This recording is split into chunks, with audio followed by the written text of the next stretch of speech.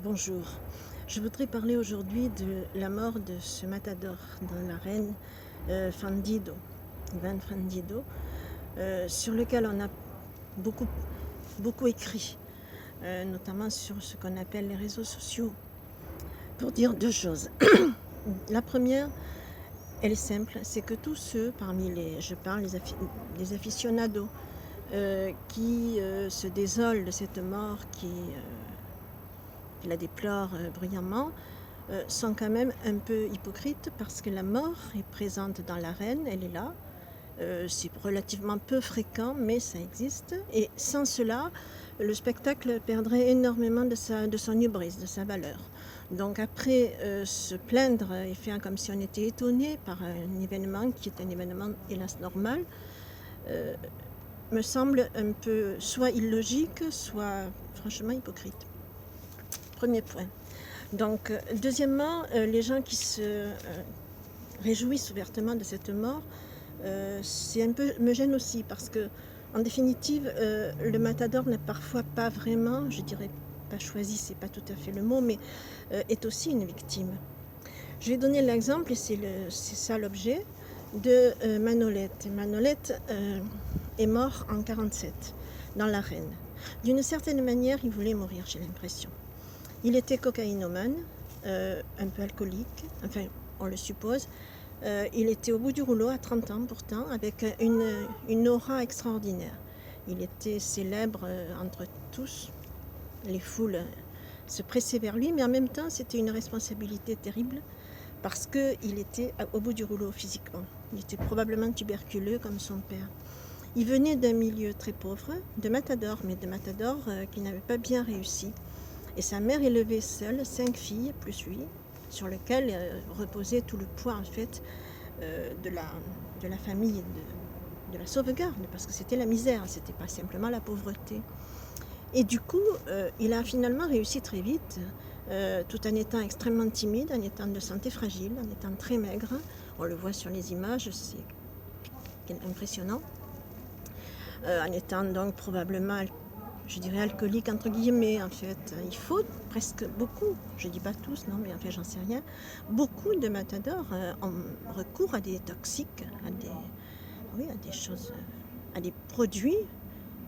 Il faut du courage pour affronter un animal qui, même s'il a été martyrisé, il l'a été, ça c'est sûr, mais fait quand même dans les 400-500 kilos ou plus.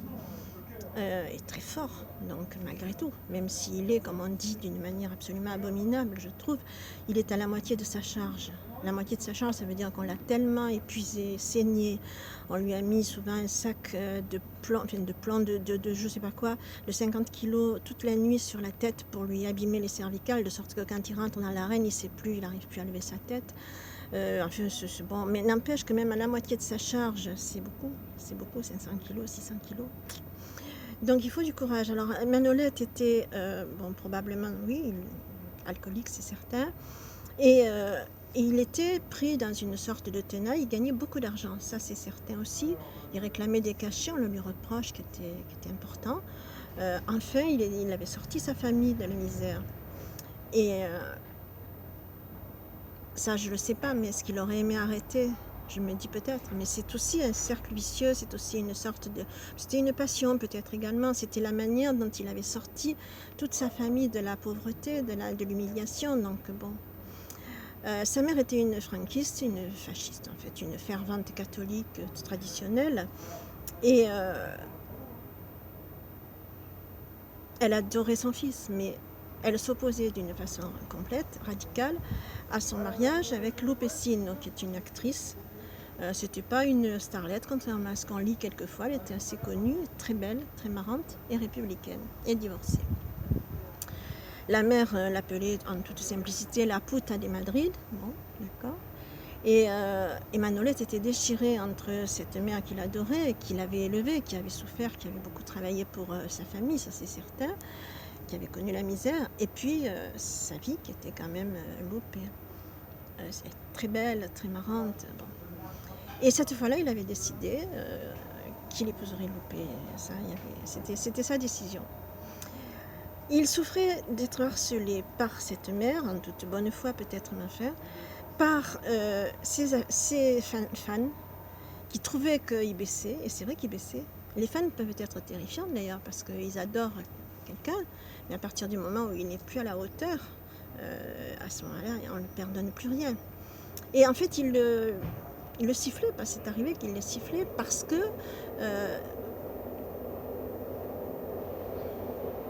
par exemple, on lui reprochait la foutaille. Et ça, c'est vrai, c'est pas bien, c'est dégueulasse. Mais alors que des fans le reprochent à un matador, je trouve que c'est vraiment... Enfin bon, d'accord. Et bon, on lui reprochait le classicisme, cette espèce de côté. Il est devenu célèbre à cause de ça. Il bougeait très peu. Et il était hiératique. Évidemment, son physique jouait là-dessus, bien sûr. C'était maigreur extrême, ce visage allongé, ce nez un peu long, ses yeux un peu espagnols, comme on dit, c'est-à-dire qui tombent un peu. Cet air triste, cet air pathétique en fait. Donc on le lui reprochait après avoir trouvé que c'était quelque chose de fabuleux en fait. Ça. Mais surtout, il souffrait d'une autre chose plus grave, c'est d'un rival, parce que le monde de la tauromachie est un monde épouvantable. Domingen, qui lui était né, à la différence de Manolete, avec une cuillère d'argent ou d'or dans la bouche, d'un milieu de matador aussi, mais de matador qui avait réussi, et qui avait choisi, il avait 19 ans en fait, il était très jeune, et pour devenir célèbre, il avait choisi la voie royale, c'était de provoquer en permanence Manolete, la star, l'icône, le matador qui faisait venir les foules au point que les gens passaient des nuits entières à attendre leur place. Alors il l'avait provoqué, il prétendait qu'il ne savait pas torer, qu'il était trop triste, etc., qu'il était malade. Ça c'était assez moche parce que c'était vrai. Et que bon, il en avait plus longtemps, etc. Et pour donner l'ambiance, il s'arrangeait pour se faire admettre dans les corridas où il n'était pas programmé, mais où se trouvait Manolete, comme le 3e ou 4e ou 6e torero. De sorte qu'après, il faisait, j'allais dire, son cirque, oui, après tout, c'est ça. Et bon, on parlait de lui. Il était très beau, ce que n'était pas Manolete, les femmes le préféraient. Il était très... disons plus mobile, moi j'y connais rien, je m'en fous, mais plus mobile que Manolete. En fait, il était plus sexy peut-être, enfin j'en sais rien. Parce que la corrida est aussi un spectacle de sexe, il ne faut pas l'oublier, c'est quelque chose de tout à fait évident. Donc il est homosexuel, je dirais. Il n'est que de voir Nîmes 2, la statue qui est devant les arènes de Nîmes, grandeur nature, un peu sur un socle, qui est totalement poli au niveau des fesses, au point que c'est un miroir. Bon, passons. Donc, Manolete se sent en perte de vitesse. Il sait qu'il a besoin de donner plus et qu'il ne peut pas. Donc, il peut très difficilement. Et il sait que ce Domingen est là, et il attend. L'insulte même, en fait, ça va jusque-là. Et là, ça va jusqu'à ce que le père de Domingen a payé les organisateurs pour que leur fils, qui n'est pas programmé, qui théoriquement ne devrait pas être là, soit pris. Et ambiance, on a fait venir des supporters avec des sifflets qu'on distribue à l'entrée de l'arène de Linares, pour siffler évidemment Manolete. Voilà l'ambiance. Et les taureaux, ça se passe pas très bien. C'est pas une catastrophe, mais bon, je parle comme les aficionados, j'y connais rien, j'y étais pas, bien sûr, j'étais pas née, donc ça se passe pas très bien, non. Mais bon, un taureau est tué, voilà, évidemment c'est Manolete qui est là. Et puis, on le fait torer, là j'avoue que j'ai pas très bien compris, Islero. Or Islero, c'est un Miura, c'est donc un taureau agressif. Et surtout, les Miuras ont la réputation, ils tuent. Il y a beaucoup de matadors qui ont été tués par des Miuras. Ils ont la réputation d'être en fait intelligents. Parce que la corrida, finalement, c'est un spectacle abject. On s'amuse de l'animal en le faisant foncer sur la muleta, alors qu'on le torture. Et ça dure un quart d'heure. Au bout d'un quart d'heure, l'animal a compris. Il a compris que ce n'est pas sur la muleta qu'il faut foncer, mais c'est sur l'homme. Mais là, il est dangereux, il faut le tuer très vite. Une seconde de retard et on est encore né, c'est ce qui est arrivé. On l'appelle d'ailleurs vicieux, c'est complètement idiot, ça veut dire intelligent. C'est d'ailleurs une des raisons pour lesquelles on ne taurait pas les vaches, parce qu'elles comprennent trop vite. À la 3e passe, elles foncent sur le bonhomme, c'est pas intéressant. Voilà. réel. Donc, là, c'est ce qui s'est passé. Islero était, comme on dit, vicieux, c'est-à-dire que tout simplement, il avait compris qu'il fallait foncer sur le bonhomme. C'est possible aussi qu'il ait été toréé avant. Il ne faut jamais toréer 2 fois un taureau. On ne sait pas trop. Ça, c'est pas exclu. Et Manolette est encore né. Il mourra dans l'ambulance. Comme peut-être un peu Fandido. Lui, c'est la fémorale. Non, il ne mourra pas dans l'ambulance. Non, je suis une erreur. Il mourra à l'hôpital. Et sa mère interdira à Lupecino de venir le voir. Il aurait voulu l'épouser in extremis et ça n'a pas été possible. La maman s'est opposée. Voilà, donc quand je vois des gens qui disent « Ah oui, c'est bien fait, il est mort », je trouve quand même qu'il y a quelque chose qui est un peu injuste. Manolette est mort en même temps que le taureau. Et je trouve que ça, c'est un symbole absolument émouvant, épouvantable. C'est-à-dire qu'il était, donc je dis épuisé, ça c'est probable, la chaleur aussi. Il a fait l'estocade. Il avait bizarrement demandé qu'on continue les piques, ce qu'il ne faisait jamais. Il trouvait que c'était moche et c'est moche.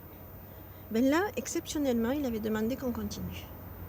Il savait que le taureau n'était qu'à, c'est ce qu'il avait dit d'ailleurs, à la moitié de sa charge et que la moitié de sa charge était encore trop pour un Miolas, et un Miolas qui était particulier en plus. Trop intelligent, disons.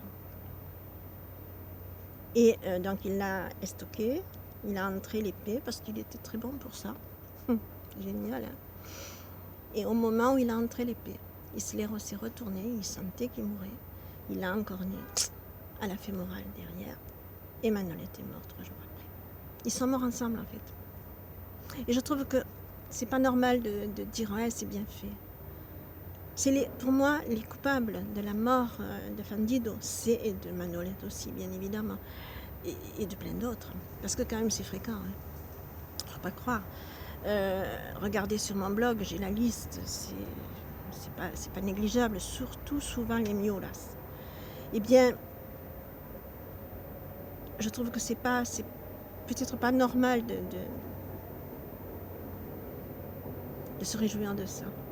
Les coupables, ce sont les aficionados, ça oui, alors là par contre, c'est une évidence, qui osent protester après les afutaïdos, alors que finalement, si on le fait, c'est pour eux.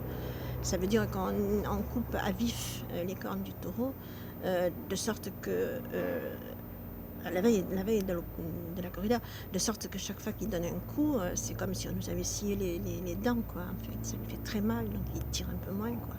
C'est ça le problème. Et alors il proteste.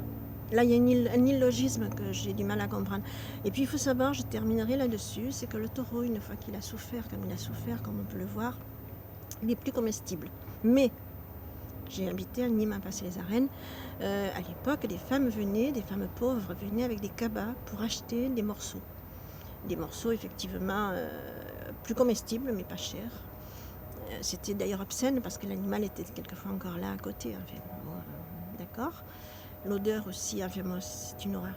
Et alors pour qu'ils soient mangeables, on fait des gardiens, c'est-à-dire ils les mettent à tremper dans l'alcool pendant, je sais pas, peut-être un jour ou deux. Mais je sais pas, les toxines demeurent évidemment. Donc là aussi, de tous les flancs qu'on se tourne, la corrida est une tragédie, mais une tragédie où c'est quand même les pauvres qui payent. Là, c'est Manolette. Dominguin a gagné, c'est clair. Après ça, il est devenu ce que tout le monde sait. Même Manolette était très riche, c'est vrai, mais bon, il n'était pas au départ. C'est les pauvres qui payent, c'est les taureaux. Là, c'est le symbole, je crois, de Manolette mourant, enfin, tuant le taureau, d'Islero et Manolette juste après, quoi. C'est 2 victimes. Et alors, pour la petite histoire, je termine là-dessus pour voir à quel point c'est un spectacle d'une horreur. C'est que l'éleveur, quand il a su que Islero avait tué Manolette, qu'est-ce qu'il a fait? Vous ne devinez pas. Il a pris son fusil et il a tué, assassiné Islero, sa mère. Il faut quand même être con. Hein. Ça, voilà. Merci. Au revoir.